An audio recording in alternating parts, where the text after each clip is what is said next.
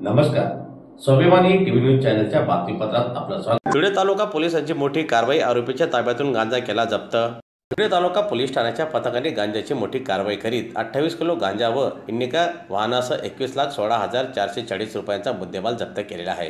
ही कारवाई काल सायंकाळी धुळे सुरत राष्ट्रीय महामार्गावरील मोराणे ब्रिज खाली करण्यात आलेली असून आरोपीच्या ताब्यातून गांजासह वाहन जप्त करण्यात आलेली आहे.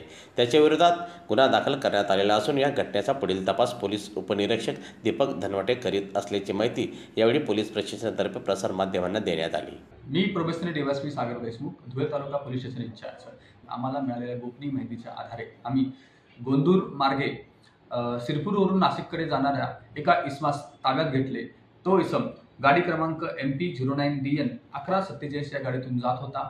त्याच्या गाडीची झडती घेतली असता आम्हाला त्याच्या गाडीच्या डिक्कीमध्ये एकूण 5 गोणी गांजा सदृश्य पदार्थ आढळून आला.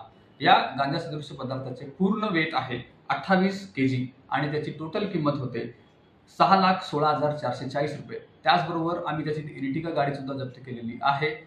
अशा प्रकारे या गुन्ह्यात जप्त केलेला एकूण ऐवज आहे 21,16,440. या कारवाईमध्ये धुळे तालुका पोलीस स्टेशनचे PSI धनवटे आणि इतर अधिकाऱ्यांचा समावेश होता. याचप्रमाणे आम्ही मादक पदार्थ अधिनियम 1985 कलम 8 क 20 ब 2 ब याच्यानुसार गुन्हा रजिस्टर केलेला आहे आणि पुढील तपास माननीय पोलीस अधीक्षक श्रीकांत दिवरे साहेब, ॲडिशनल SP किशोर काळे साहेब आणि SDPO संजय भांबळे साहेब यांच्या आदेशानुसार धुळे तालुका पोलीस करत आहेत.